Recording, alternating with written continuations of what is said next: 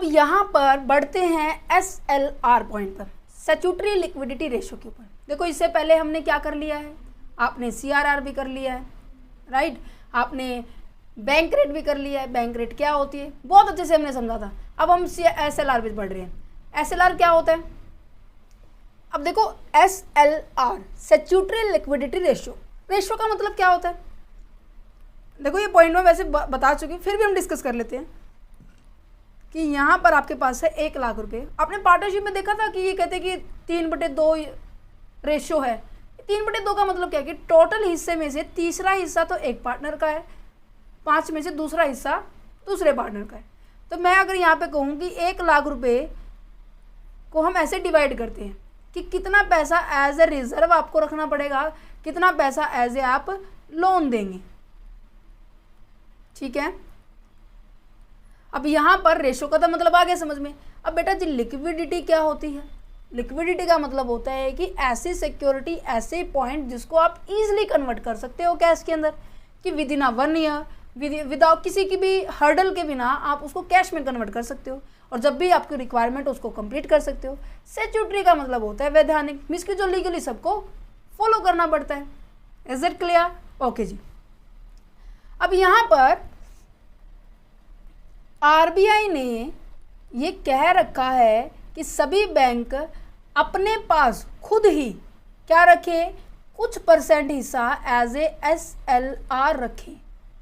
मान लो कि first case का लेके चलते हैं, केस नंबर 1, कि बैंक RBI ने कहा है कि आप केवल 10% एज ए SLR रखेंगे, मीन्स कि अपने पास, यहाँ पे ये वर्ड देख लेना, सेल्फ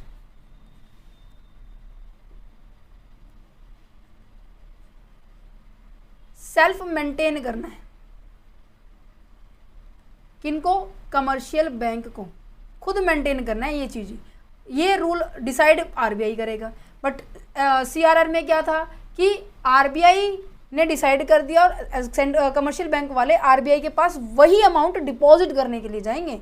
डिपॉजिट किसके पास होगा? RBI के पास। बट SLR में RBI के पास नहीं होगा, वो किसके पास होगा? कमर्शियल बैंक अपने पास खुद रखेंगे, सेल्फ मेंटेन करेंगे इस रिजर्व को। ओके जी। RBI ने गाइडलाइंस इशू करी फर्स्ट टाइम के अंदर कि 10% आपके पूरी टोटल अमाउंट का 10% एज अ SLR होना चाहिए। तो SLR कितना हो गया? 10%। बेटा जी 10,000 हो गया, मीन्स कि आपके पास कितना बैलेंस बचा जो आप एज ए लोन दे सकते हो? 90,000 बचा, है ना। ठीक है जी। दूसरा केस लेके चलते हैं कि RBI ने इस रेट को बढ़ा के कितना कर दिया है? इसको 20% कर दिया है, मीन्स कि आपके पास एज अ रिजर्व SLR की फॉर्म में कितना पैसा होना चाहिए? 20,000 होना चाहिए, क्योंकि 1 लाख का जब मैं 20% करूँ तो कितना आएगा? नॉर्मल सी बात है, 20,000 आएगा। तो आपके पास कितना पैसा बचा जो लोगों को एज ए लोन दे सकते हो? 80,000। तो कहने का मतलब जैसे ही SLR इंक्रीज हुई तो बैंकों के पास पैसा क्या हो गया? कम रह गया, जिसकी कारण डिमांड को पूरा कर सके। कहने का मतलब यहाँ पर हमारी क्या है? डिमांड ऑफ मनी वो क्या हो रही है बेटा जी? कम हो रही है ना, क्योंकि आपके पास है ही पैसा 80,000। पहले के कंपैरिजन में तो अब तो कम ही है, अब कम है तो लोगों की डिमांड भी कम करेंगे पूरी, तो डिमांड कम होगी तो नॉर्मल सी बात है सप्लाई ऑफ मनी भी क्या हो जाएगी? कम हो जाएगी। और सप्लाई ऑफ मनी कम हो रही है तो क्या कंट्रोल हो रहा है? इन्फ्लेशन कंट्रोल हो रहा है। क्या कंट्रोल हो रहा है? इन्फ्लेशन कंट्रोल हो रहा है। इसके जस्ट अपोजिट एक और केस लेके चलते हैं। जैसे कि मैं कहूँ कि एक केस लेके चलते हैं कि यहाँ मान लीजिए 7% हो गई SLR। फर्स्ट टाइम में क्या था SLR? सेकेंड टाइम में क्या था SLR? कि फर्स्ट टाइम में 10% था, सेकेंड टाइम में 20% था, थर्ड टाइम में SLR रख दिया आपने 96%, मीन्स की घटा दी है उसकी रेशो। अब बैंकों को कितना % रखना पड़ेगा? केवल 7,000, मीन्स कि 1 लाख में से केवल 7,000 अपने पास एज ए SLR रखो, बाकी का बचा क्या कर दो? एज ए लोन दे दो। कितना पैसा बचा है? 93,000। एक सेकेंड, 93,000 मीन्स कि यहाँ पर अब बैंकों के पास ही पैसा ज़्यादा है तो क्या उनकी डिमांड पूरी नहीं कर पाएंगे? तो डिमांड बढ़ेगी। SLR के कम होने से बैंकों के पास पैसा ज़्यादा बचा, जिसके कारण डिमांड बढ़ गई है। डिमांड बढ़ी है तो सप्लाई भी क्या हो गई है? बढ़ गई है। और जो मंदी आई हुई थी मार्केट के अंदर उसे हम क्या करेंगे? कंट्रोल करेंगे। क्या कंट्रोल किया जा रहा है? डिफ्लेशन कंट्रोल किया जा रहा है। सिंपल सा लॉजिक था, सेम एज इट इज़ हमारा किसकी तरह था? ये CRR की तरह था। बस फ़र्क बस इतना था कि यहाँ पर जो CRR है वो RBI को डिपॉजिट करवानी पड़ती थी, बट जहाँ पर SLR जो क्या है यहाँ पर खुद मेंटेन की जाती है, सेल्फ मेंटेन की जाएगी। ठीक है, सिंपल सा लॉजिक है। ठीक है जी, अब एक बार इसको बुक में से पढ़ लेते हैं, क्योंकि आपकी बुक के अंदर सेम पैटर्न दिया हुआ है, बच्चों को थोड़ा लैंग्वेज में प्रॉब्लम आ रही है। हम सबको 1 बाय 1 डिस्कस करेंगे।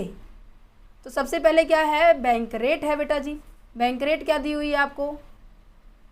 बैंक रेट का मतलब क्या होता है? सबसे पहला पॉइंट क्या बनेगा कि बैंक रेट का मतलब वो रेट होती है जिसके अंदर RBI क्या करता है? लेंड करता है मनी किसको? कमर्शियल बैंक को पैसा क्या करता है? उधार देता है। ठीक है, नेक्स्ट क्या लिखा हुआ है कि according to the cost of the credit.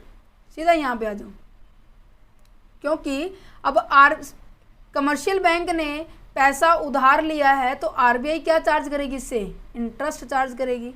अगर कैपिटल को अरेंज करने में कॉस्ट हमारी ज़्यादा आ रही है तो नॉर्मल सी बात है आप कम पैसा लेंगे। इसी तरह से इसमें बात की गई है कि अकॉर्डिंगली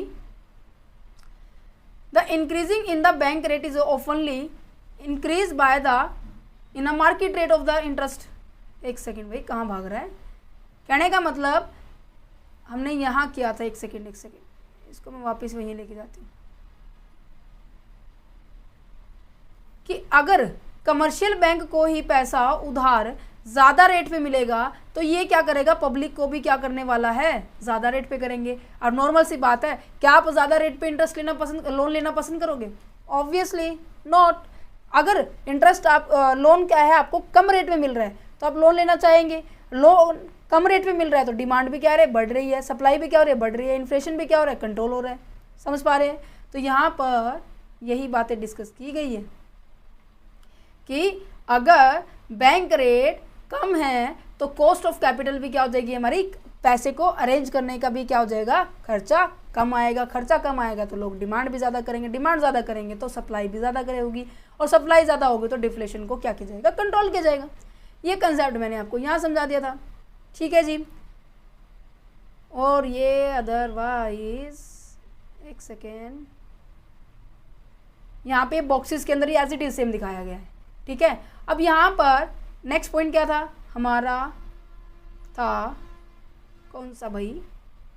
ये CRR का पॉइंट आ गया समझ में। CRR क्या होती है? बैंकों को, बैंक क्या करती है? RBI के पास क्या करना पड़ेगा? उसे डिपॉजिट करना पड़ेगा। जितनी ज़्यादा CRR होगी उतना कम पैसा लोगों के पास बैंक में बचेगा। जितना कम पैसा बचेगा तो उतने कम लोगों की डिमांड कम पूरी होगी। तो क्या होगा? CRR बढ़ी, डिमांड क्या होगी? कम होगी, सप्लाई भी क्या होगी? कम होगी, और इन्फ्लेशन क्या होगा? कंट्रोल होगा। ठीक है, ये देखो यहाँ पे यही चीज़ लिखी हुई है, दिखाई दे रहा है कि जिसके कारण आपकी डिमांड क्या है? वो भी गिरेगी, सप्लाई क्या है? वो भी गिरेगी आपकी, और जिसके कारण हमारा क्या कंट्रोल होने वाला है? इन्फ्लेशन कंट्रोल होने वाला है। अगर CRR क्या हो रही है? गिर रही है। CRR मतलब कि ऐसी रेशो जिसको आप डिपॉजिट करेंगे RBI के पास। अगर आपने कम पैसा डिपॉजिट किया RBI के पास तो बैंकों के पास कितना पैसा बचेगा? ज़्यादा पैसा बचेगा। तो इसके थ्रू आपके पास CRR कम है, पैसा ज़्यादा बचा बैंकों के पास, तो डिमांड भी क्या करेंगे? पूरी करेंगे, जिसके कारण डिमांड क्या होगी? बढ़ेगी, और सप्लाई भी क्या हो जाएगी? बढ़ेगी, जिसके कारण जो डिफ्लेशन है वो क्या हो जाएगा? कंट्रोल हो जाएगा। सिंपल सा लॉजिक है। चलो जी, उसके बाद हमने क्या पढ़ा कि SLR को पढ़ा था। SLR क्या होता है कि every bank has to be required to maintain a fix percentage of the assets in a form of the liquid assets. उसे हम क्या कहेंगे? SLR कहेंगे। ठीक है, और वो जो रेशो होगी वो कौन फिक्स करेगा बच्चे? वो फिक्स करेगा आपका RBI, और ये हमेशा चेंज होता रहता है। समझ में आ गया? अब यहाँ पे देखो क्या लिखा हुआ है कि accordingly fund available for the CRR deposit are reduce and conversely SLR is reduce. चल भाई पेन, SLR अगर रिड्यूस हो रही है तो आपका जो मनी सप्लाई क्या होगी? ज़्यादा होगी, डिमांड क्या होगी? ज़्यादा होगी। क्यों? अब मैंने वही एग्जांपल दिया ना कि अगर बैंकों को कम पैसा अपने पास एज ए स्टोर करके रखना पड़ रहा है तो कितना पैसा आप दे सकते हो? लोगों के पास ज़्यादा पैसा जा सकता है, जितना ज़्यादा पैसा जाएगा उतनी डिमांड पूरी होगी, जितनी डिमांड ज़्यादा पूरी होगी उतनी ज़्यादा सप्लाई होगी, ठीक है। उसी के हिसाब से फिर वो इन्फ्लेशन कंट्रोल किया जा रहा है, ठीक है। एक सेकेंड, ओके, चलिए जी, नेक्स्ट आ जाता है आपके पास, चल भाई चलो, उसके बाद आ जाती है ओपन मार्केट का कंसेप्ट। ओपन मार्केट का कंसेप्ट पहले करेंगे, देन उसके बाद हम आगे कंसेप्ट करेंगे, ठीक है।